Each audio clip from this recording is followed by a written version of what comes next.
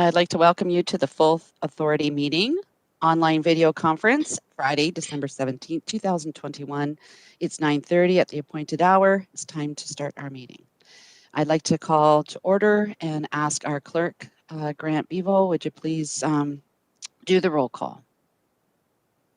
Good morning, everyone. Beginning our roll call with Member Beatty. Member Brady. I'm here. Member Clark. I'm here, thank you. Member Kuhn-Peterson. I understand I have regrets from Member Cridlin. Member Fior. Good morning. Member Foster. Present. Member Halinga. Present. Member Hewson. Present. Member Ingrail. Here. Member K-Wall. Present. Member McKenzie. Present. Member Metcalf. Present. Member Rapley. Okay. Member Shurton. Present. I understand Member Smith will be a little bit late. Member Steele. Member Woodhouse. Member Wright. Present.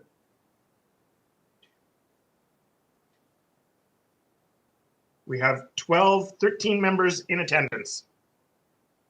Thank you, everyone, and thank you, Grant. So that means that our quorum is a little on the sketchy side, folks, so please try and stay with us as long as you can. As with our new protocol, what we've been doing is introducing different departments to the board members. This was in hopes that everybody would see the names to the faces and understand what their jobs are a little bit better. So today we're going to ask our CIO, Sharma, to introduce her staff. Good morning, Chandra. Good morning, Chair Johnson, and good morning, everyone. It's my pleasure to introduce staff who are part of the CAO's office. We are primarily taking care of administrative functions of the organization.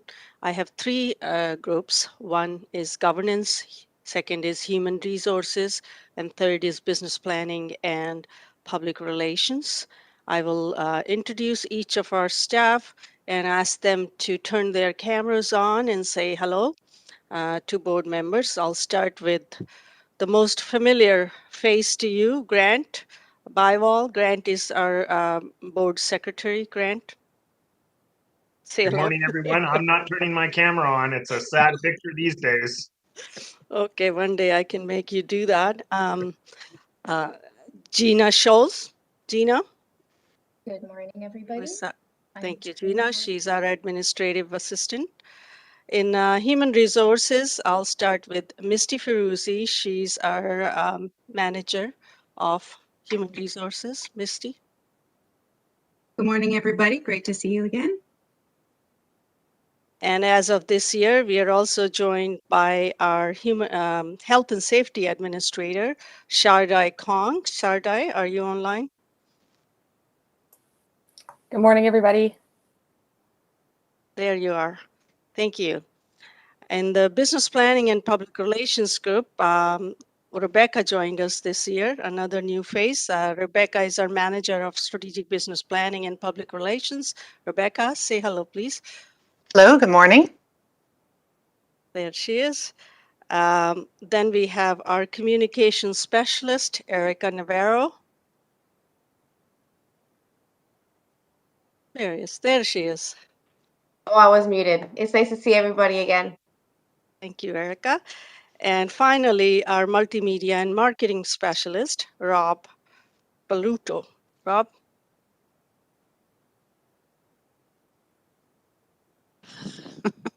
Is Rob around? I think he's trying to get on right now. I had to just send him the new link. Multimedia specialist always is having problem. And finally, last but not the least, our most important community person, Carrie Royer. Carrie is our community engagement and volunteer coordinator. Carrie, say hello, please. Good morning, everyone. Nice to see you. Thank you. And that's it for us. If Rob has joined, Rob can say hello. If not, that's fine. He'll meet you in person one of these days. Thank you. Thank you, Thank Chair you. Johnson. And thank you to all your staff. I recognize some of them, and I'm really glad to meet others. Just for Grant's records, Member Beatty and Member Steele just joined us today. So welcome, folks, and we're ready to go. So as we were discussing earlier, after we do the approval of the agenda and declarations of interest, we're going to go immediately into closed session. This is really to be cost effective so that we don't have lawyers sitting around and waiting for us to finish our meetings. We're going to start off right from the very get-go. Then when we come out of closed session, we're going to continue our meetings. So just for the public consumption, we will be going in camera shortly. And then we're going to, when we come back out, then our web stream will show our faces again. So with approval of the agenda, now that is Member Beatty's already left the room, so we're going to start off with Member Brady, seconded by Member Clark, that we approve the agenda. Are there any questions, concerns? Madam Chair, can I get you to read the land acknowledgement too, please? Oh, my apologies. I'm so sorry, folks. The Niagara Peninsula watershed is located on the traditional territory of the Indigenous peoples dating back countless generations. We want to show our respect for their contributions and recognize that role of treaty making in which is now Ontario. The Niagara Peninsula Conservation Authority, NPCA, grieves with the Indigenous peoples and communities across the country on the tragic loss of so many children to the residential school system. We acknowledge that with this difficult history comes with the responsibility to honor those who were lost and to strive to better understand how we can support affected communities. The NPCA stands committed to improving our relationships with Indigenous peoples and working with them to ensure an equitable and meaningful future for all. And my cat apparently agrees with everything as well. Sorry, folks. So now I need approval of agenda, and it's been moved by Member Brady, second by Member Clark. Are there any oppositions, comments, questions? And I see Member Woodhouse has joined us. Thank you. Just going to put you down now. Okay, so it's been moved. Thank you. Are there any declarations of interest? Seeing none. So thank you, folks. It is going to be moved by, I'm looking to see, Member Fior, seconded by Member Foster, that we moved in closed session. And for A, litigation or potential litigation, update on enforcement and compliance issue. And B, personal matters about an identifiable individual, including our NPCA employees, our CAO performance evaluation. So thank you, everyone. And also anybody to oppose this, just to let you know, Member Kuhn Peterson is also trying to get online. So if somebody could reach out to her, that would be wonderful. So before we go in closed session, folks, please make sure you are in a secure area, at the very least putting on a headset. And just want to make sure. And if you're going to participate, please show your face. All the rest of the staff that have nothing to do with the litigation or potential litigation, could you please exit the meeting now? Anybody opposed? And seeing none.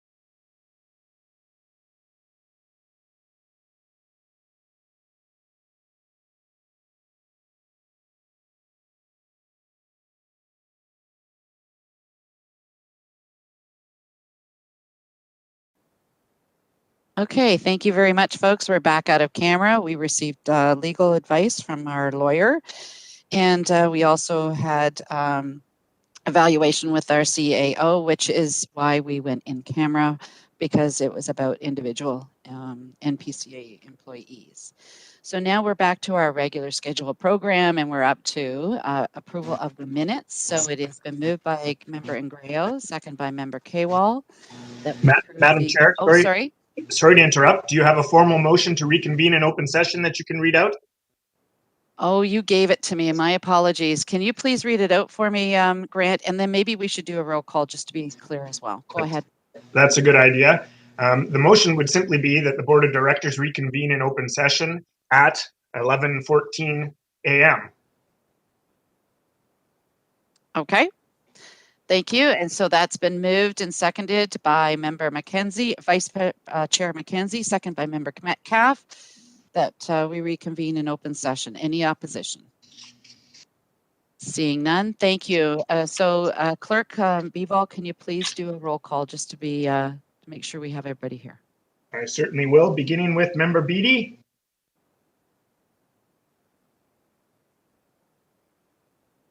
Member Brady. I'm here. Member Clark. I see you, yes. Member Kuhn Peterson, I believe she had some issues logging on, so she may not be here. Member Cridland, had given regrets earlier. Member Fior. Present. Member Foster. I remain here. Member Hillinga. Still here. Member Hewson. I'm still here too. Member Ingrao. Present. Member Kewal. Here. Member Mackenzie. Present. Member Metcalf. Present. Member Rapley. Present. Member Shurton. Present. Member Smith. Yes. Member Steele. Here. Member Woodhouse. Present. Member Wright. I see him. Yeah. Thank you, Brian. Okay, thank you very much, Clerk. So approval of the minutes. I'll go back to, I think we had Member Ingrao, seconded by Member Kewal. Was that correct, or was it Hillinga? And, oh, so Member Hewson and Member Hillinga to move the minutes. Any opposition? Seeing none, thank you. It's been moved. So now we're moving on to correspondence. 5A is correspondence dated December the 1st, 2021 from Carrie Rohr, Coordinator, Volunteer, and Community Outreach, from Janet Rose, Chair of the Niagara Children's Water Festival Steering Committee, support of the 2022 virtual Niagara Children's Water Festival to receive. So I'm going to ask that we have Vice Chair Mackenzie, seconded by, oh, my apologies, Member Ingrao, seconded by Member Kewal. Any opposition? Seeing none, thank you. It's been moved. And now we're on to correspondence, and this is with the NEC with respect to the vice chair and the chair position. So just to clarify, Member Fior, let's put it on the table first, please. So it's been moved by Vice Chair Mackenzie, seconded by Member Metcalf to put it on the floor. Member Fior, go ahead.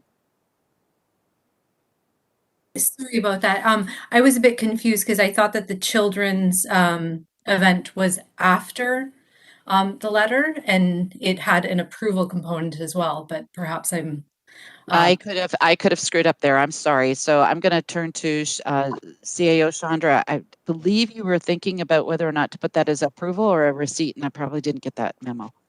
Madam Chair, I think you might be reading from a wrong agenda. I just wanted to correct course. that. Yeah, that was an operational matter. It was taken out of the agenda. Initially, it was on it. So staff are dealing with that. So that item is not even a corresponding item that is on the agenda.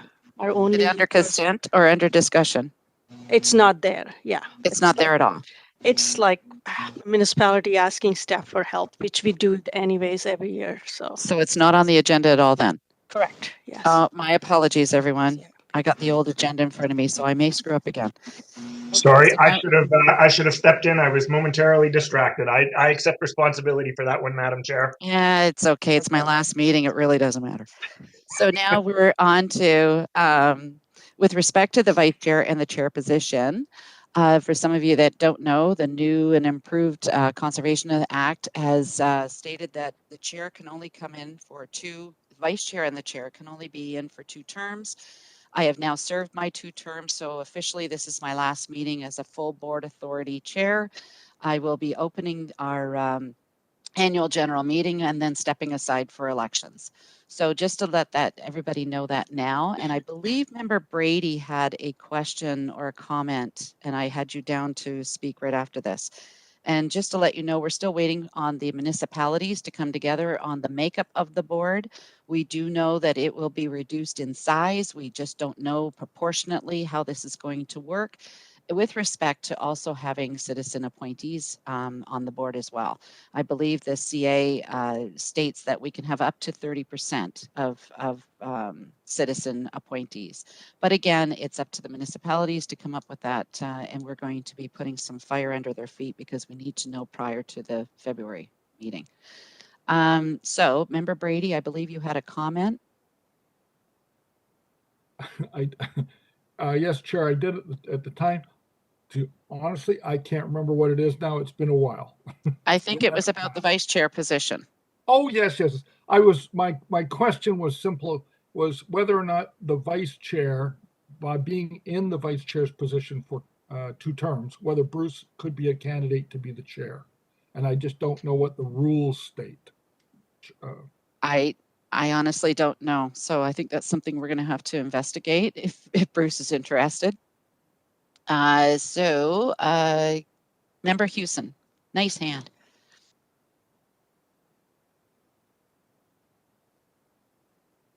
Can I also lower it? Yes, I can. Thank you, Chair. Just because you made the comment, we'll be looking towards municipalities and our municipalities in terms of determining that membership. Have we sent something to them to kind of prompt the ball to start rolling, like that will show up on an agenda of some kind? Yes. I believe that Chandra Sharma did put that on our agenda way back, asking the municipalities to look at this, but I'll turn to, and she's shaking her head yes. So it's already been on the agenda. We've already been made aware that we've been asking the municipalities to please get together sooner rather than later. Okay, thank you for that. And then just a follow-up, is there a deadline? Did we give them a deadline to come back with an answer? I don't remember. Chandra, or CAO Chandra Sharma, do you remember? There No, was a deadline? Thank you. Thank you to you, Chair Johnson. It was on the agenda. You're correct. We had a report that was sent to municipalities along with all the other supporting documentation, and a letter was sent to the minister that we are working with our municipal partners to correct. We are not in conformity with the CA Act right now. Following that, Grant and I met with the CAOs and clerk to just brief them on the CA Act and what the requirements are and what they are required to do. We met with all 3 municipalities, their CAOs and clerks, and we've left it with them because this is something that they need to do and they need to appoint. NPCA staff does not need to be engaged. We've offered help and clarity if needed to do that. We did not give them a timeline. However, if municipalities want to ask for exemption, ministry is asking that it should be done way in advance, similar to what we did right now. For 2022 AGM in February, we wrote them a letter close to June of this year, or it was even earlier. So they had enough time to get back to us on whether they are going to accept our request for an exemption or not. So, Member Houston, you still have the floor. Those are my questions. Thank you very much. Thank you. Member Shurton.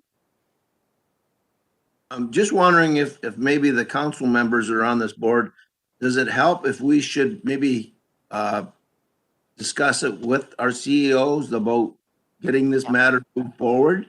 Yes. Or stepping out of bounds? Nope. And also with your mayors.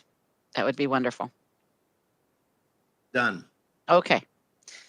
Any other questions, concerns? Oh, sorry, I didn't see your hand, Vice Chair. Good for you. Thanks, Chair Johnson. Myself, as being a citizen appointed by the municipality in which I live, and I share that privilege and pleasure with a large number of other board members. There's a little confusion. Citizens are under the understanding that we are appointed for the term of council. So, and by what you've said in the last minute or so, it makes me think that citizens may be removed from this board as of the February 2022 annual meeting. Or are we members of the board until the first meeting after the municipal election in October 2022? So I would look for some direction there. Thank you. My own personal thing was, my understanding was, yes, they are always appointed to the end of the municipal term. Having said that, the Conservation Authorities Act came in and squashed that. But I will defer to CAO Sharma, who's been investigating and being on top of this file from day one. Yeah, I think this is my understanding, and I've come from another conservation authority dealing with these matters. So just so I'm clear, the members are appointed for the term of the board. So until a new member is appointed by the municipality, members remain on the board. So none of the members will be leaving the board after municipal election. Conservation Authority Board will continue to function as a board even after the municipal election until the municipality has made new appointments to the board, and those have been, gone through and at the AGM. So until the next AGM, probably 2023, that's when we change membership. And if I can add, Vice Chair, if you'll recall, in the year 2018, it was such a turmoil on this board because municipalities changed out their appointees. They didn't stay to the end of that term. They were so in your case, Mayor Jordan was in your spot, and then they took him off and put you on. So they appointed two people in that term. So I hope that helps. Vice Chair, you still have the floor. Yes, just to follow up that. Come February, Chair Johnson, will this board, the size of this board, be changed? You mentioned to a smaller size. Is that going Correct. to happen in 2022 or after the municipal election? It is my understanding that the board will change as of February. If the municipalities, again, it has to depend on the municipalities coming together to agree on the number, keeping within the Conservation Act, and also the 30% citizens. So it's up to the municipalities to come together and follow those formulas and then appoint whoever it is that they're going to appoint. Well, then we will wait and see. Thank you very much. Yes, we will. So there are no other comments or concerns. I don't see anybody waving. It's been moved and seconded. Anybody in opposition to receive? Seeing none. We don't have any presentations today. We don't have any delegations today. So we're going straight to consent items. 8A is report FA 6721. This is regarding the 2022 Forest Ontario Planting Delivery Agent Agreement.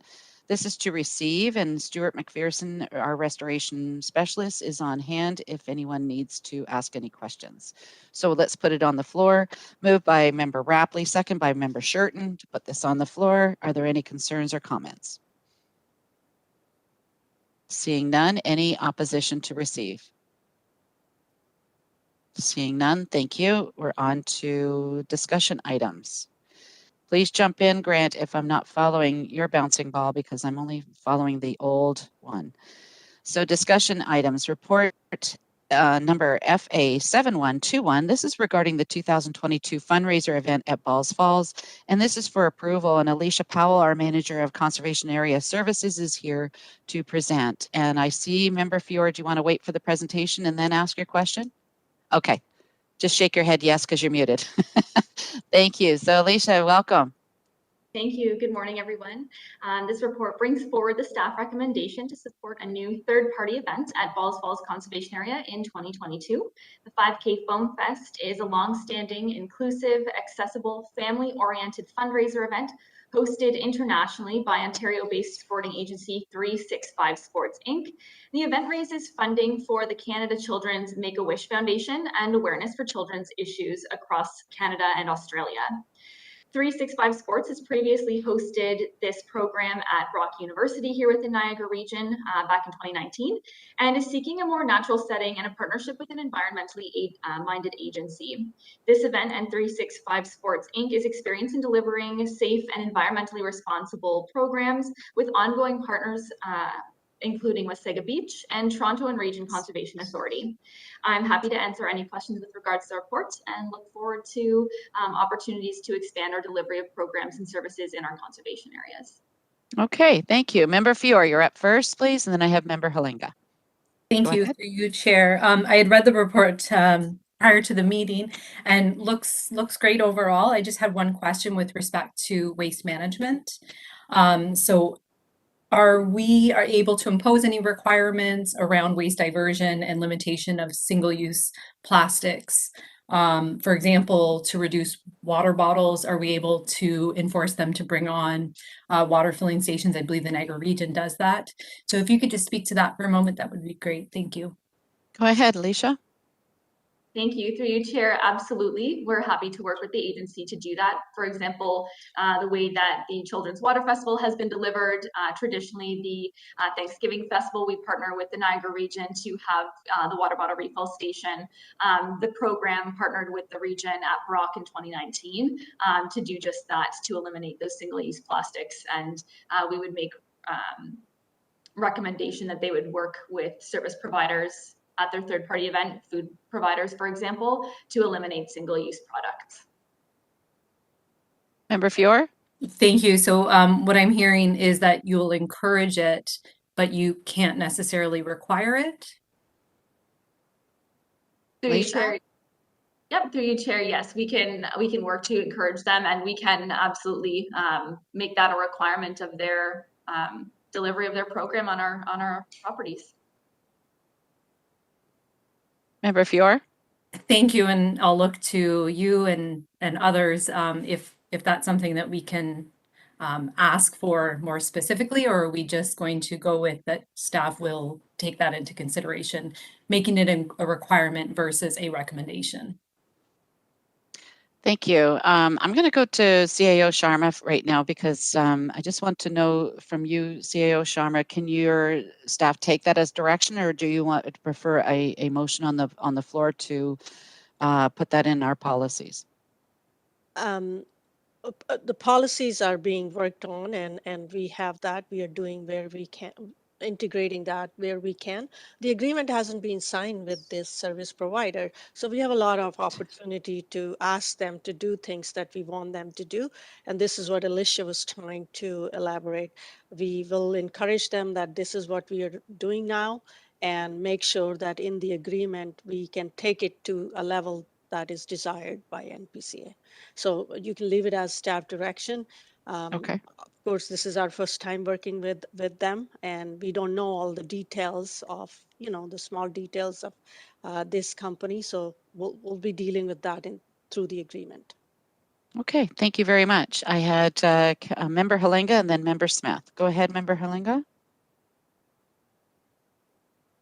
Yeah, Mike. You might want to shut your video off, sir, because you're cutting in But and it didn't out. show up in the report, and that is Member Halinga, you cut in and out. Do you mind please shutting off your okay. Go ahead. Yeah, it's just a question about liability insurance because it wasn't indicated, and it probably is addressed, but not evident. Go ahead, Alicia. Thank you. Through you, Chair. That's an excellent question. We require no less than $5 million liability insurance for the delivery of services and operations by third parties on our properties. Member Halinga? No, that satisfies my question. Thank you. And I have Member Smith. Thank you, Chair Johnson. This is something I was going to bring up in any other business or open business at the end of the meeting, but I think it actually fits right here, this issue. That is social procurement in our policies. There is a movement starting now in Niagara for social procurement, social values to be weighted in contracts and procurement. And an example, and the reason I say it fits in right here is just the previous discussion about waste diversion. So there is the Eco Defenders of Niagara, a volunteer organization that does exactly that. At events like this, we'll show up and make sure that anything that is compostable is put into compost, because we all know that citizens at events tend to not be as disciplined with their garbage separation as they should be. So I guess my question is is there a way that we can make an organization like the Eco Defenders, and I know it was talked about, we have room for that kind of stipulation in the contract. So I guess I'm just reinforcing what was already said, or maybe I'm throwing out an idea that making sure staff is aware of it, of the Eco Defenders and organizations like that. That's all. Okay. Thank you very much. So I believe that's the end of our speakers list. It has been moved and seconded. Any opposition? With our thanks, Alicia. So now we're on to FA. This is 9B, FA 7421. This is the Board of Directors 2022 meeting schedule for approval. Our clerk, Grant Bevel, is available if anybody has any questions or concerns. So let's move and second it by Member Member Smith, and seconded by Member Steele, that it be approved. Any opposition? Oh, sorry, Member Steele. Thank you, Madam Chair. Good morning. Good morning. The only thing I would ask is, because we're still meeting on Zoom, can we start these meetings at 9 a.m. as opposed to 9:30? I'd like to see us get out of here by noon at the latest most days. I know there's some days we'll be discussing a lot more issues, or maybe have even more in-depth in-camera meetings, but can we start this at 9? So I'm going to go to our clerk to find out what would be involved if we wanted to change the time, even if it was going to be temporarily. I don't see any issues unless Chandra has any concerns or thoughts on the matter. Okay, thank you. And so Member Steele, you still have the floor. Thank you. So I'd move an amendment that we start at 9 o'clock, with the caveat that this may be changed if we start meeting in person, where people have to drive in from a distance, that we can change it back to 9:30 if it's the will of the board. But since we're on Zoom all the time, I think 9 o'clock is appropriate. Thank you. Happy to second. Thank you. So Grant, thanks. Hang on a sec, folks. So Grant, is that wording appropriate? Yes, that'll work. Thank you. So we have an amendment on the floor right now, folks, we need to deal with, and then we can go back to the scheduling. So it's been moved and seconded by Member Steele, second by Member Hewson, that we move the meetings to 9 o'clock while we are still meeting cyberly. Until such time we go back to face-to-face, it reverts back to the 9:30 start. Is there any opposition or comments? Member Steele, Member Smith. Yeah, I have a comment. My first comment would be that cyberly is not a word, Chair. And then it's my word. My second comment, by the way, I agree. So this is going to sound negative on the 9 o'clock start, but I agree with the 9 o'clock start. My concern is public notification, because the public has an expectation now. We've created an expectation that these meetings start at 9:30. So if we're going to change it, I just want to know how we're going to do the public notification part. Okay, good question before we vote. So Grant, this will be put on the website, et cetera, because our next meeting is not until February. We can certainly do that. Just for clarification, is the intent for this to apply to committee meetings as well? Oh, that's a good question. Yes. So I'll go back to the mover. Yes, all our meetings that basically are on Zoom or whatever platform we're on today. Cyberly. Cyberly. Okay, must be a Hamilton dictionary. Anyways, yes, all meetings at 9 a.m., please. Thank you. So Grant, you've heard that, and we're going to change the wording. Absolutely. So Member Clark, Member Smith, you still have the floor. No, as long as there's proper public notification. Thank you. Member Clark, you're up next. Yes, I was going to suggest that perhaps cyberly we could issue a press release that everyone could see. And given that it's Christmas time and boy, news just shrinks up like crazy at Christmas time, let's slip in an announcement about our change in meetings and get that in the paper. Just a good suggestion. Speaking cyberly, of course. Thank you. And maybe I should go to the clerk. Clerk, have we got a different word that maybe everyone understands? I'll get my thesaurus out. Electronically, maybe? Yes, electronic video. meetings would be the term. I think we all understand the intent, and we know that it's going to be very wide publicly shouted out there. Sorry, Apparently someone's shouted now. out virtually, Madam Chair. I think that is the word. Virtual meetings. There we go. We got it already. So we already know the intent, folks. Is there any opposition to that amendment? Seeing none, thank you very much. So it has been passed, the amendment. Now we need to go back to the actual report. It was already moved and seconded by Member Steele, Member Steele, and seconded by Member Wright, I believe. So that's the meeting as a whole as amended. Any opposition? Nope, seeing none. Thank you very much. So now we're on to 8C or 9C, excuse me. This is the report FA 7521. This is regarding the award of the community partnership at St. John's Valley Centers Conservation Authority. We need approval on this, and Adam Christie, I believe you're online. Oh, there you are. Great job, by the way, for the lights at Balls Falls. It's amazing. So Adam, is there anything you want to recap on this report before we vote on it? Yeah, I'd be happy to. Thank you, Chair, and good morning, everybody. The purpose of this report is requesting the board to authorize staff to execute an agreement with the Niagara Catholic District School Board to collaborate on the delivery of educational programming and the enhancement of natural and cultural assets at St. John's Valley Conservation Area. The Niagara Catholic District School Board was chosen after and is recommended partner after a rigorous procurement process. This partnership will involve the NPCA to deliver outdoor educational programming to Catholic School Board students from kindergarten to grade 12. This partnership will not be exclusive and will still allow the NPCA to run additional services at the property. And I'd be happy to take any questions. Thank you. Are there any questions at this time? No, seeing none that I can see. So it has been moved and seconded. Anybody opposing? No, and thank you, Adam, for joining us today.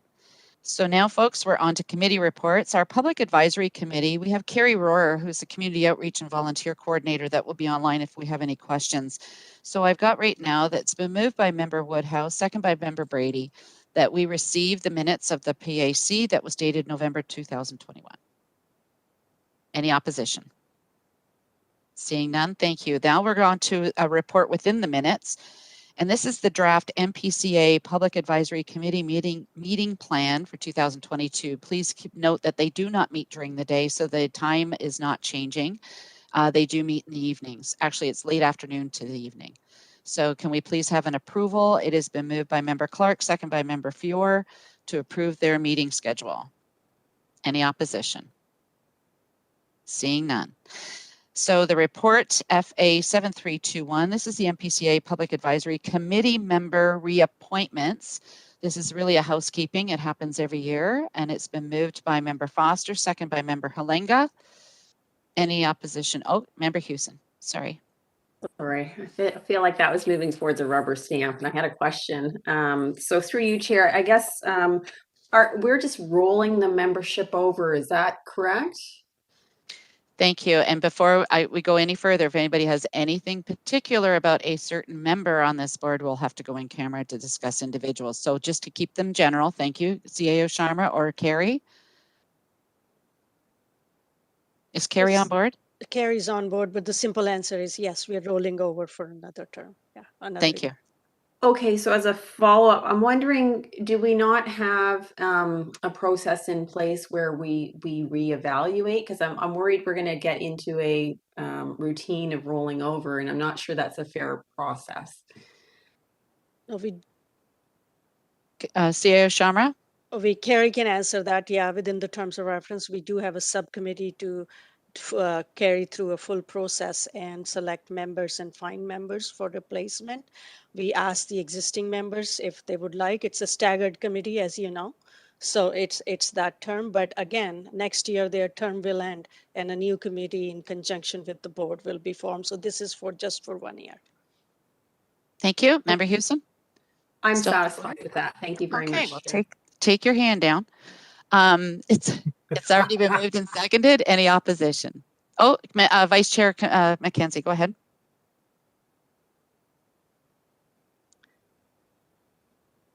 I think you're muted, sir.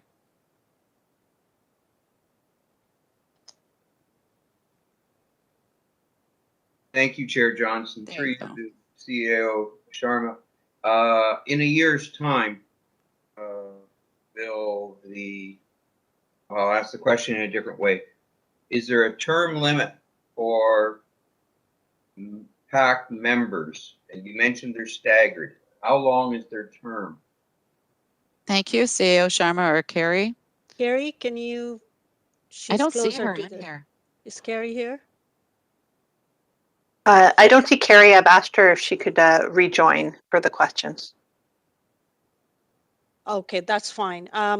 Basically, the term of the members is elaborated in the terms of reference, and I'll have to go back and check Member Mackenzie. But again, I think it's probably allowed to stay for the course of their full term of 4 years in conjunction with the board term.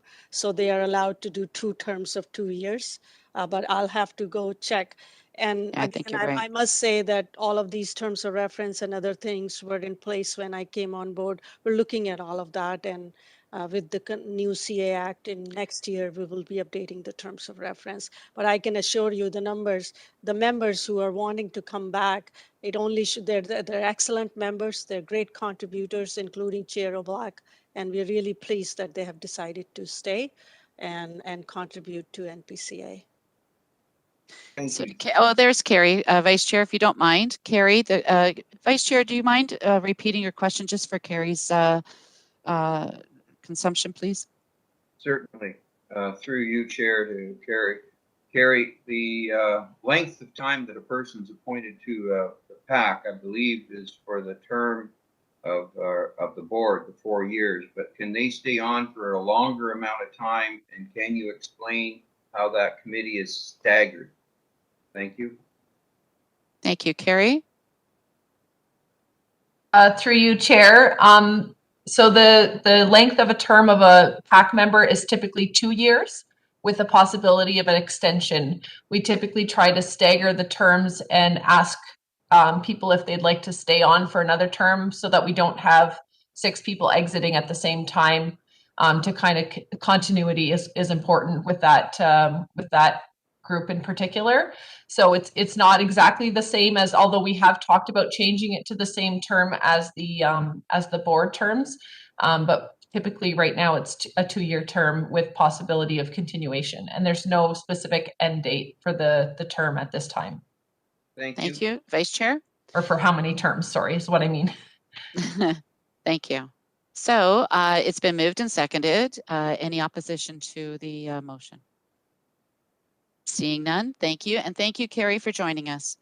So now we're on to Governance Committee. And first, before we start, I'm going to ask the chair, Member Foster, and it has been seconded by Member Fiore, to receive the minutes of the Governance Committee first. Any opposition? Seeing none, then I will ask the chair. I believe that there's a report GC 10-21 is amendments to the administrative bylaw for approval. So I believe that the clerk Actually, I'm going to just ask the chair if he wanted to make a comment on these on this report, or would you like to defer this to the clerk or Leanne? Just a quick comment. We did have a good discussion in and around the amendments to the administrative bylaw that are coming into place. We also had discussions at that particular meeting around election period guidelines, as well as a discussion in and around procurement. There was it was a good discussion. It wasn't necessarily a definitive one, but we certainly had a view within that. So yes, and Mr. Bible or Chandra can answer to the administrative changes at this point. Thank you. Grant, do you want anything to add? Leilani, I believe I had on as well. So is there anything else you want to add before we approve or move to approve? No. I mean, from my perspective, the amendments that I've made were really rather small in nature, just to comply with some changes in the act. We know there are going to be further changes coming forward that will necessitate a wide-scale review of the administrative bylaw. So we presented this one as an amendment to the existing bylaw as opposed to a repeal and replace, because we'll have to do a full repeal and replace next year. Beyond that, I think the biggest change are to the hearing guidelines, and that's Leilani's bailiwick. So I'm not sure if she has anything she'd like to add there. Okay, before we go to questions, Leilani, do you have anything you want to add? Thank you, through you, Madam Chair. Just a point of clarification. There was a question from board members when the previous report came forward on the form and content, generally on the hearing guidelines amendments from Conservation Ontario. I just want to clarify that for Minister Zoning Order hearings, those hearings are triggered when the applicant is requesting that hearing, when they have a concern with the conditions that the Conservation Authority is imposing on the permit. So I just wanted to make that clarification that these hearings won't occur every time we have an MZO, but it's when there's a request from the applicant with questions on the condition. So just wanted to make that clarification for the board members. Okay, thank you very much. So I have a question from Member Hewson before we approve. Go ahead, Member Hewson.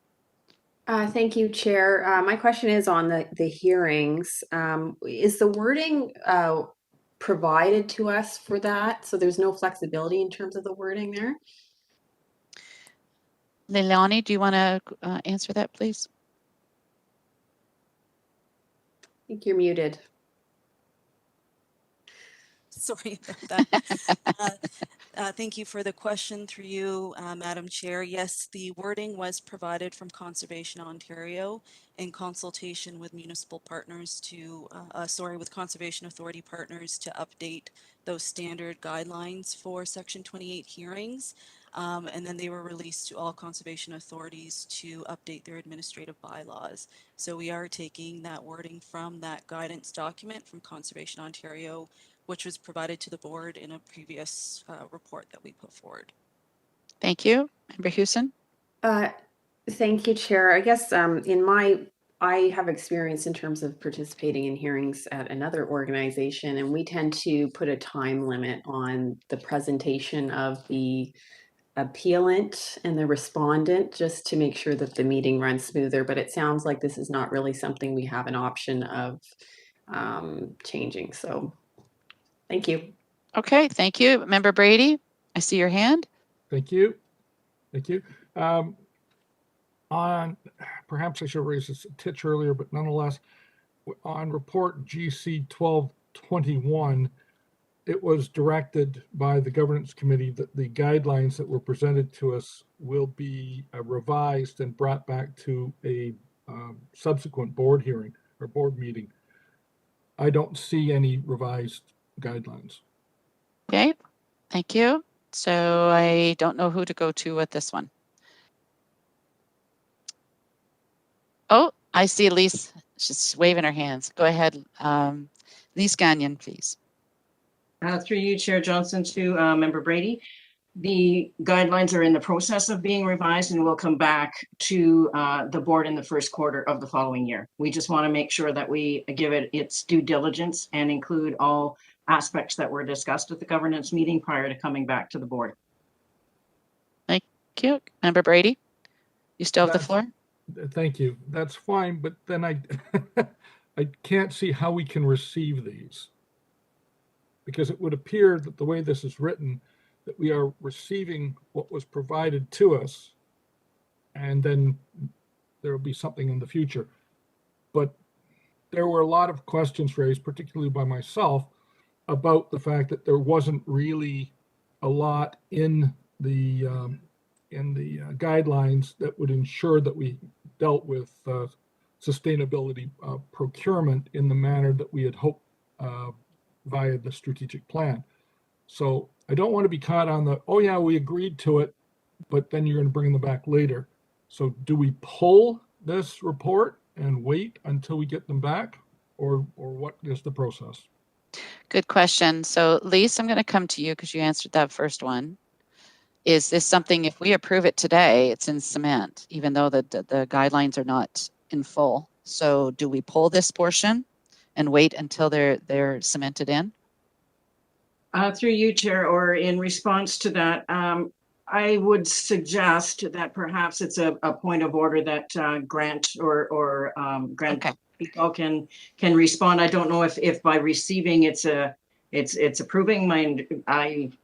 Whatever the members are most comfortable with at this point. So Lise, it does say that we're approving it, and that's what I've said. That's what we moved on this. So I'm going to go to Grant. So Grant, when I read my roadmap, and it could be different now, it says to approve, and now we're getting some concerns that approving it will put it in cement before the actual guidelines come out. So can you please comment? We're actually receiving the minutes, and the motion that I think Member Brady speaks to in the minutes was with respect to GC12 that says staff be directed to revise the guidelines with subsequent presentation to the board to reflect increased detail and accountability. So my understanding of the discussion at the time was that it would come forward to the board, it would be presented to the board at that point for final approval. Okay, so I'm going to go back to Member Brady now. Member Brady, you still have the floor. Are you clear on this, or do you still have your concerns? That's fine, as long as the procurement guidelines that were provided to us at our governance committee meeting are not being approved today. Grant, one last comment, please. That's my understanding, unless unless I'm missing something. No, I think you got it right. Thank you, Member Brady. Member Clark, and then I have Member Woodhouse. Go ahead, Member Clark. Thank you, Chair. So we are approving the hearing procedures and pre-hearing procedures and guidelines for the hearings. Is that what we are doing today? So I'm just going to go back. I agree. I think we are. No, I know we are. Leilani, can you please elaborate? I may refer to Grant to confirm this. My understanding is, yes, the report to approve the amendments to the hearing guidelines as an amendment to our administrative bylaw and other amendments as included is before you today for approval. And it has gone through the governance committee for recommendation. Grant, did I get that correct? Grant? Yes, that's correct. I think the confusion lies, we got off on a tangent with Member Brady's question. If we bring it back to the discussion on the bylaw, the intent is to approve the amendments to the bylaw today, which will be incorporated and posted on our website. Thank you, Member Clark. You still have the floor. Thank you. And to Member Houston's question about limiting the amount of time that the appellant has to present their position, I believe we can't do that because the courts have deemed that limiting the amount of time that an appellant can put their case forward is procedurally unfair to the appellant. Right. What it does, though, give us the latitude is if they are going through a hearing process, Chair, and they are now repeating themselves. Some might say droning on about the same point. The chair has the opportunity at that point to ask them to wrap up and go to questions. So I just wanted to make it clear that we have to be very careful that we don't set a general statement. You've got 10 minutes and that's it, because that is not supported by the courts. We have to provide them the opportunity, a reasonable, they use the term reasonable, a reasonable opportunity to express their position to the board for the hearing. Correct. Those are all my comments. And I support all, this is excellent, Chair. The document is well done. Thank you. Good to hear.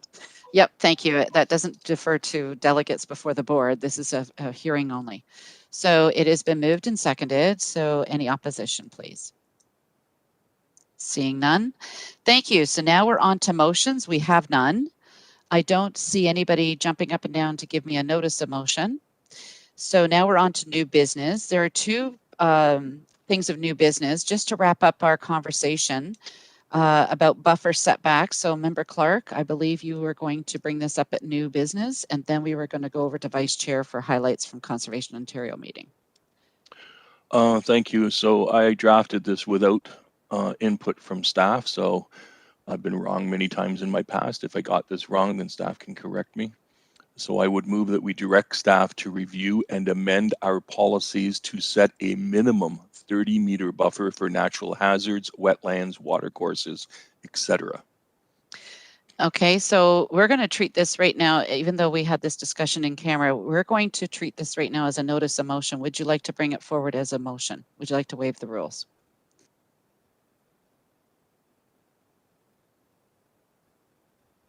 I think we can test that with the board and see if they're willing to waive the rules. If not, it can stay as a notice. And I believe Member Smith would love to second that.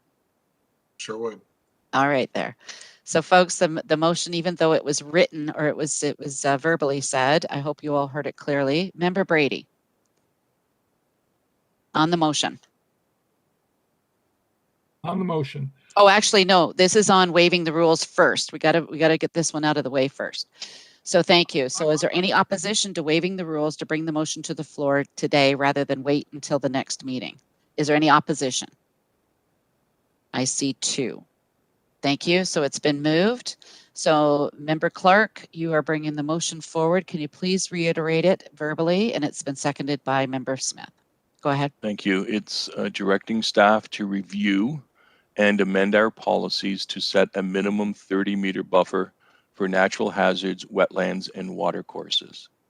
And if I can just speak to it, people look to the conservation authorities for leadership and guidance in the protection of our natural heritage in our community.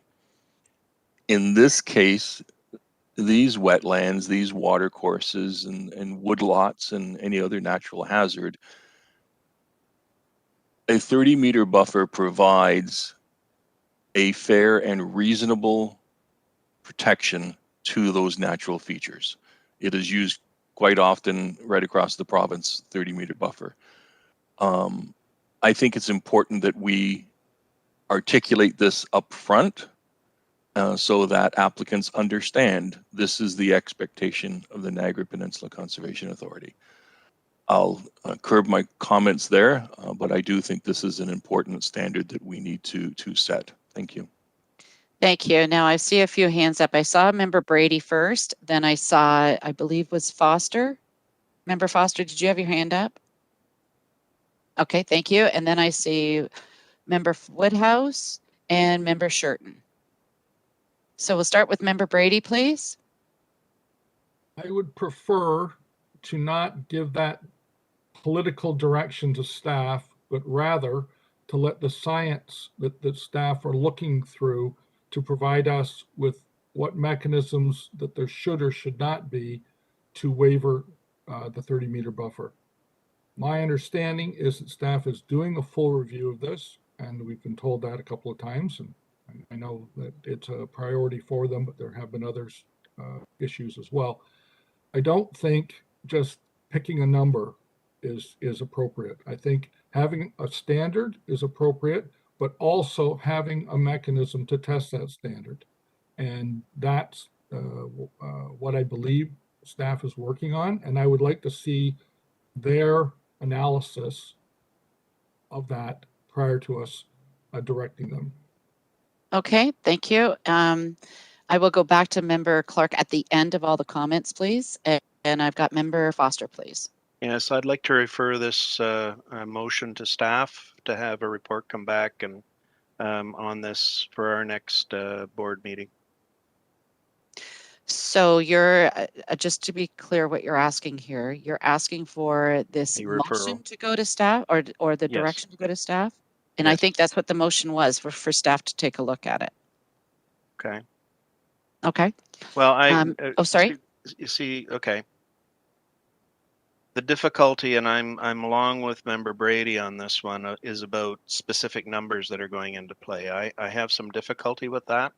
I don't know whether it should be 100 meters or whether it should be 5 meters, but the reality is that I need to have better understanding. So if this is going to be coming back at a future meeting with staff with their recommendations, I'm okay with it.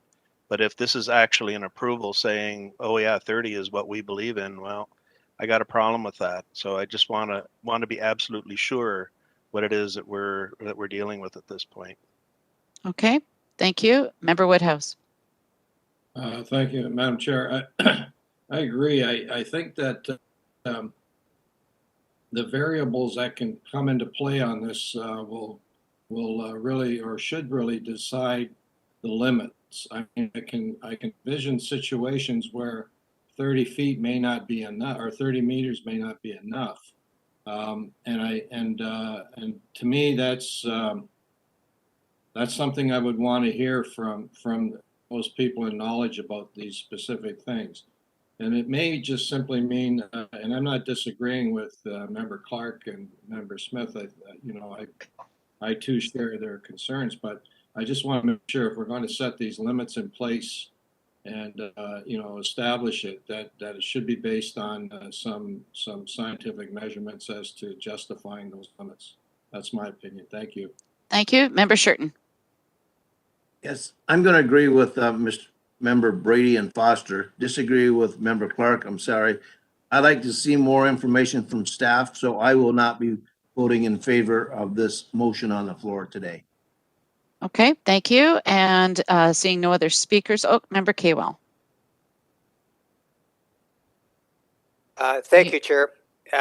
And thank you for Member Clark continuing to bring this forward. This is, I think, the third time this has come forward, and we appear to be going around in a bit of a circle here. So if I could just refresh your memory, in May of 2020, we had a discussion about this. And at that time, we chose to defer it subject to a review of our wetland policies. Following that, our CAO said, didn't make sense to just review our wetland policies. We need to review the entire policy manual. And she committed to actually getting that done. And so that is work in process right now. You may also recall that our December meeting last year, we had the follow-up Auditor General's report, where she actually identified that development near wetlands may be more permissible than the direction set out in the regulation under the Act. And at that time, there was some concern by the board, but we agreed that the CAO was leading a full review of the policy and that would come forward to the board for review and approval. I was expecting to see that at today's meeting, but as our CEO indicated earlier, a number of things happened. That's not the case. So we need to continue to see that work come forward and really quickly. Member Clark, one consideration to amend your motion. Today, I think our policy actually says 30 meters. The problem is that there's another clause that says there's all sorts of exceptions to it. So I was wondering if you would consider a friendly amendment to just add on to what you proposed that says with no exceptions. So. Okay, thank you. Actually, Member Clark, I still will wait till everyone's comments are over and then I'll come back to you. So I see Member Halenga and then I have Member Hewson. Okay, I try without my video. We're talking 30-meter setbacks, but there are differences between wetlands, those that are provincially significant and those that are locally significant. And I believe that the 30 applies to local, but I can stand.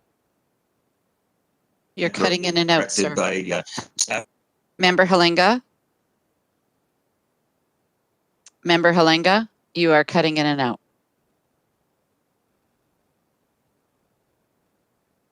And setbacks can exceed. Member Halenga, we didn't hear anything you just said. You completely cut out, sir. And you're still cutting out. Okay, I'll have to put it into a chat then. Okay, everybody keep your eyes open for the chat, please. And we have Member Hewson.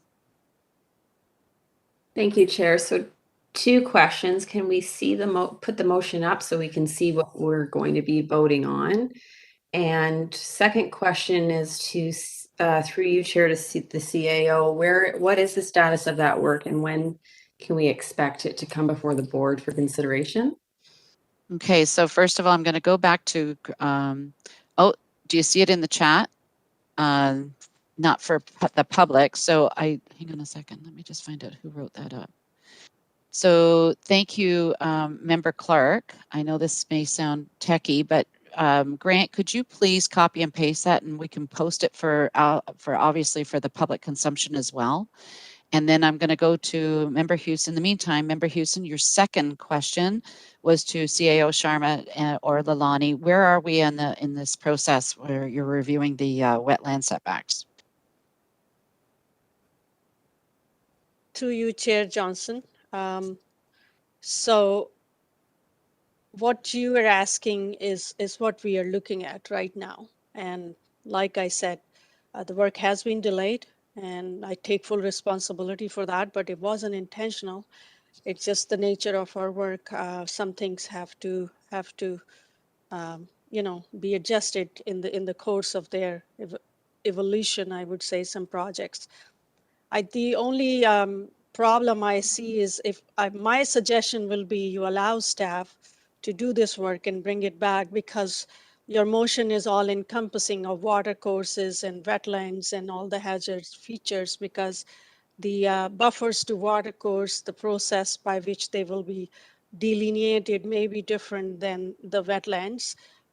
Depending on what the water course is, there's a minimum and then what's allowed. Similarly, in the wetlands, there is a wetland itself, there is an area of influence, and then there's another area of influence based on science. Right now, it's that 30 meter, 90, 20, 120. So Lilani can add to what I'm saying is I can tell you where in the process we are. Staff have done an internal review of where the gaps are. We are hiring an external professional to document that for us properly, and then we'll be hiring another external professional for phase 2 to write proper policies based on that input and do proper consultation, and then pull the procedural manual together, which I've said from day one when I arrived here. We do not have a public-facing document that clearly describes how policies are interpreted and how decisions are made. So it's very important for us to do that. And I can assure you that we will be consistent and better than most conservation authorities when we do this work. With that, I'm going to hand it over to Lilani to add to anything what I have made note of. Lilani, over to you. Thank you. Through you, Madam Chair. I would just add, and again, sorry for the delay in this work. Staff did take a pause to see what policies were coming out from our municipal partners as part of their official plan reviews, and also to take into consideration changes with the Conservation Authorities Act regulations. And we are expecting another set of regulations, being the Section 28 regulations, that will be important to take a look at as part of our policy document review and procedural manual. So the timing is now coming together that we can begin to advance our work again after we've seen that information and have a better sense of where our municipal partners are sitting with their new environmental policies. We did want to see that as well. So we will be advancing this, and we'll be moving aggressively in the new year, and we'll be reporting to this board, we hope, in March with a status report on the work. Thank you. So March, Member Hewson, you still have the floor. Thank you, Chair. So I think perhaps it sounds like the motion already addresses a work in progress, and maybe what we need is a time commitment. So that's perhaps a suggestion for Member Clark that we specify a deadline. Staff has said that's March. I think this committee is we're in our last year, and I think we want to make sure that this work is done and in place for the next committee to come into effect. So I'll just leave it there and let Member Clark consider whether he wants to add that timeline in. Thank you. So I'm going to go to Member Smith, the seconder for the motion. Yeah, I'd just like to suggest that the two don't have to be exclusive. If we amend the motion just to say that the exceptions that are in existence, if I remember correctly, and I would fall back on staff to correct me here, but the buffers in a particular development were actually reduced in a PSW were actually reduced to about 6 to 7 meters to allow for roadways and things like that, under the old exceptions that activists and environmentalists and all of us had some problems with. Would it be acceptable for this board to pass a motion that says removing the exceptions, all of this to be adjusted following staff report? I think it would be a highly symbolic and important move by this board to step out, even if it is just for the next 3 months, until we get the staff report where we can just adjust our motions and our policies accordingly. Okay. So I'm assuming that was more of a comment. I guess it was. Okay. So thank you. You can put your hand down. So now I'm going to go to the mover of the motion. You heard all the comments, sir. Is there anything you would like to change or anything? Oh, sorry. Just before we finish, Member Halenga did put in the chat. He was unable to communicate through his broadband. What is the recognition of the difference between a PSW and an LSW? I'm assuming provincially significant wetland and a local significant wetland. So Lilani, would you like to address that, please? Director of Watershed Planning. Yes, thank you. Through you, Madam Chair. The Ministry of Northern Development, Mines and Forestry, formerly MNRF, has a process to evaluate wetlands, Ontario Wetland Evaluation System. And through that process, they identify what would be provincially significant that would meet a set of criteria under that evaluation system. Those wetlands that would then fall out of being categorized as provincially significant would then fall under a locally significant or regionally significant category for wetlands. And also keep in mind, we have wetlands that haven't been evaluated yet. We have unevaluated wetlands within our watershed. So through the planning or permit process, those wetlands would then require evaluation through that OWES process to determine whether they fall into that provincially significant wetland category or locally significant wetland category.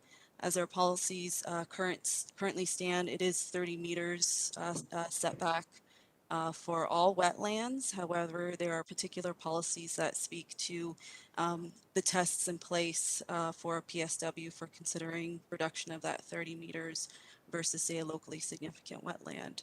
I hope that answers your question, but if you'd like more information, I can definitely add some more there. So Member Halenga, I hope you heard that answer. If you have any more, please put it into chat. Member Clark, I am coming back to you now to wrap up. Thank you. Thank you, Chair. So I heard the comments with regards to removing exceptions. So direct staff to review and amend our policies to set a minimum 30-meter buffer for natural hazards, wetlands, watercourses, and then comma, review the policy regarding exceptions. Mm-hmm. And I think those are the There was a issues timeline. that I heard. Oh, the timeline. Thank you. I didn't get that written down. I would suggest the timeline they would have to report back by the end of March or at the March board meeting. If that's, it sounds like they're going to be done by March. I believe we were going to get an update on the process at the end of March. Leilani, you want to shake your head yes or comment? Through you, Madam Chair, our program right now is we would provide an update at March. We still need to consider public consultation and consultation with our municipal partners within our work plan. March might be a bit too aggressive to finalize all our policies by that time, but we do want an opportunity to provide an update to the board at our March meeting.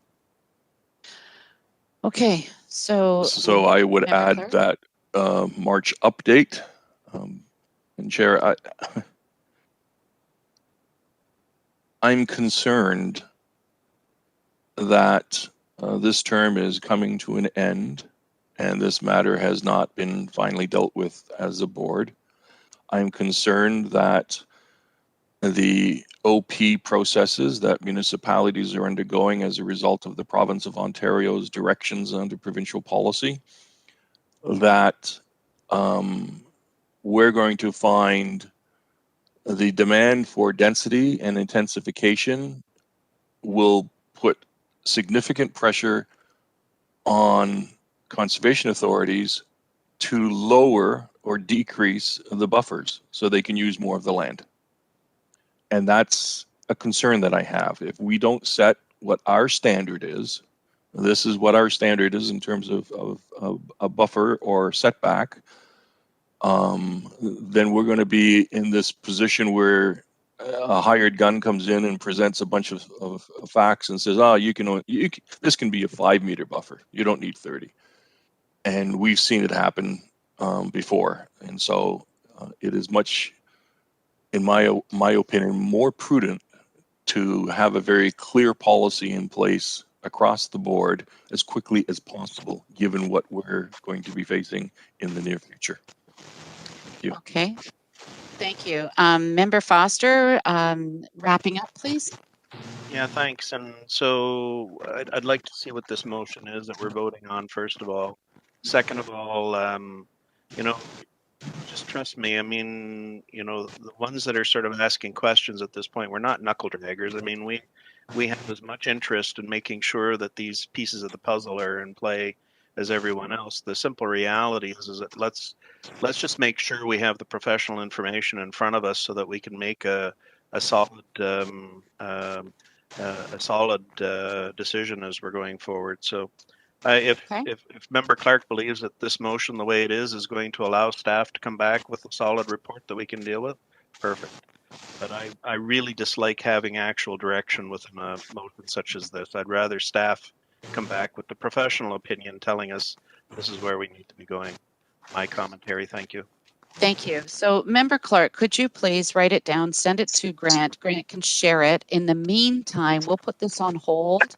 We'll hear about the conservation. Oh, sorry, Grant. Sorry, I was going to say, I think I have the updated version that I can project. Okay, go ahead. The opportune moment. Let's see her. It says it's sharing content. If we give it a moment. So that staff be directed to review and amend our policies to set a minimum 30-meter buffer for natural hazards, wetlands, watercourses, and review the policy regarding exceptions with an update report back to the March meeting. Member Clark, is that correct? That is an accurate portrayal of my motion, and it's a report back. So we're going to get that report in March. Thank you. So I'm going to give everybody 2022 meeting. Sorry, we need to put March 2022. Thank you, Leah, Member Fior. Thank you. So I'm going to give everybody a couple minutes to read that. Then I'm going to ask Grant to take that away, because we are going to do a roll call on this vote, because I have a feeling it's going to be it's not going to be just one or two, one way or the other. Point of clarification, Madam Chair. Go ahead, Just Member Steele. before they take it down, I mean, we've got the word amend in there, so we're actually amending our policy. I'm not in favor of doing things on the fly, and I agree with Member Foster with regards to having the proper information that we can read from staff. I have no issue with to review the policies, to look at setting a minimum 30 meters. But as our CAO said, it could be different buffers for different areas, and I'm just not comfortable doing this on the fly. So if the mover could take the word amend out of there, I can support it, but if not, I won't be supporting this. Thank you. Okay, so go back to the mover, please. I would suggest that prior to the word amend, add the word propose and make amendments to review and propose amendments to our policies. That way Okay, the board I see a still gets thumbs up. the board still gets the final say, and that was my intention all along. So I'm happy to make it easier for folks. And then there's no confusion, Chair.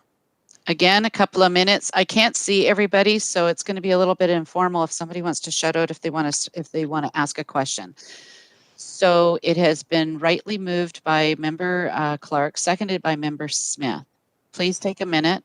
I'll ask Grant in a minute to take this down and do a roll call. Actually, I don't think you need to take it down, Grant. Maybe we can just do the roll call. Okay, and by roll call, I presume you mean you are calling for a recorded vote? Yes, sir. Only because I've heard so many comments on both sides. I just want to be sure we've got an accurate a vote here. Member Johnson, just as a point of order, Sure, sir. I know you're going there, but my view is the same as Member Steele's. Actually, I'm happy with this modification at this point in time. So Okay. I don't know if a recorded vote is really required. I think it's necessary only from hearing other comments as well, sir. So I'm good with the recorded vote. It'll only take a minute. Go ahead, Grant. Okay, beginning with, and I don't Oh, believe sorry, you we guys have a question. My apologies. Actually, we can take this down, Grant. Thank you. I just so I can see people now. There we go. Question. Who had a question? I heard a voice. Oh, thank you. Member Woodhouse, go ahead. Thank you. The way I read it is exactly what we're doing now. I don't see because if it's to review it, that's exactly what is happening now. So I'm not sure that it really addresses the decision as it relates to the 30 meters. Having said that, I'm really not sure where to go with this. Okay. Thank you. Member Fior. Thank you through your chair, and to Member Woodhouse's comment. I can understand after these amendments how it may be perceived like that. I think maybe the one thing is putting that firm deadline of March 2022 as when we're going to receive that update and putting that out there. So I'm in support of this, and I hope we can move forward with the vote. Okay, thank you. So we're now going to vote, folks. Grant, go ahead. Okay. You've seen the motion. Looking for a recorded vote from Member Beatty. I don't see him, sir. No, I believe he logged off, but I wanted to be sure. Member Brady. As amended, yes. Thank you. Member Clark. In support. And I believe we do not have Member Kuhn-Peterson in attendance, nor Member Cridland. Correct. Member Fior. In support. Member Foster. As amended, in support. Member Halinga. Strongly in favor. Member Hewson. Support. Member Ingrao. Support. Member Kwal. Support. Member McKenzie. Support. Member Metcalf. He's had to leave the meeting. Right. Member Rapley. Support. Member Shurton. As amended, support.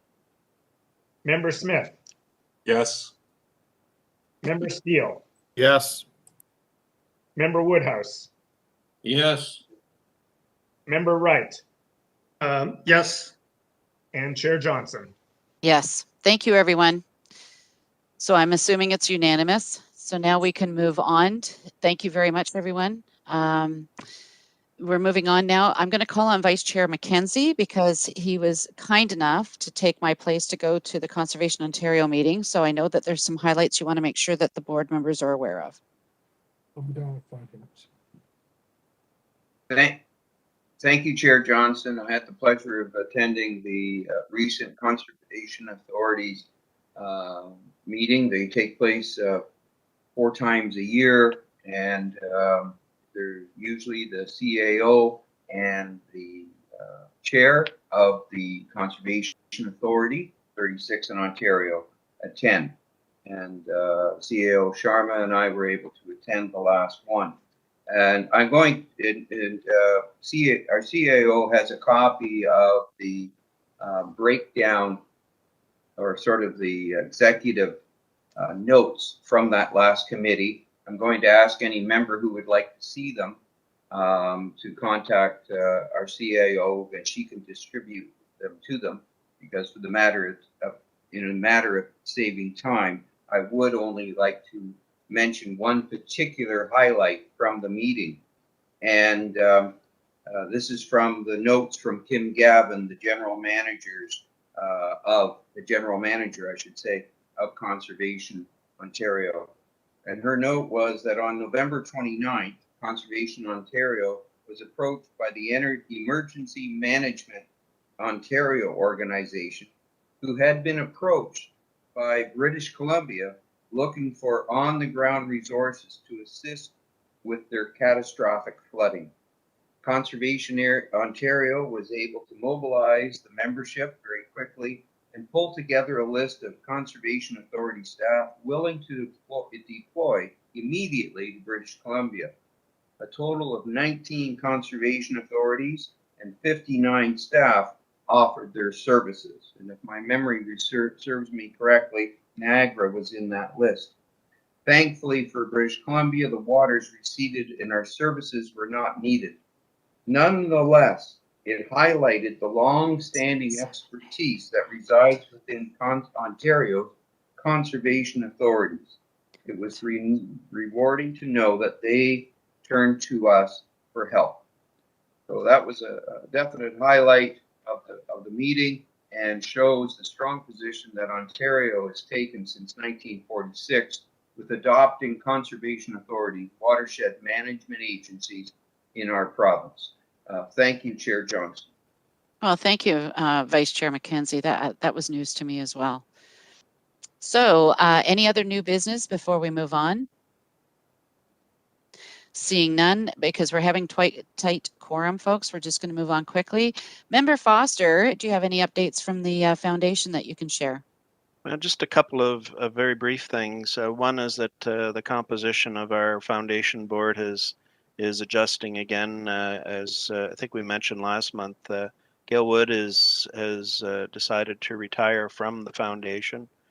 We met earlier this month. We made some changes to the governance within the foundation, and we're moving forward with it.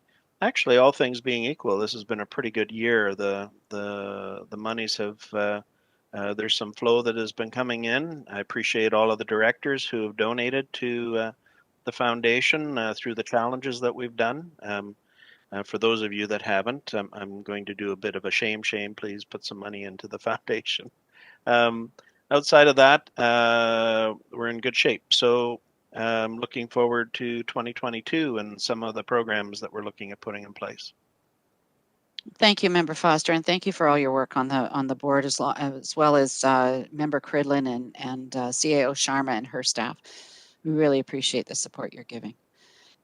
So now, folks, if there's no other business, everybody is anxious to go. I hope and wish you all a very Merry Christmas, a happy holidays, and safe and healthy brand new 2022. Let's make that the best ever.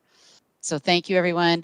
It has been moved by, and let's pick 2 people, Member Rapley and seconded by Member Shurton. Thank you so much for sticking around. Go ahead, sir. Happy holidays. Merry Christmas to all. Merry Christmas, all y'all. Anybody object to adjourning? Have some fun. Have some fun. Happy holidays. Take care. Happy holidays.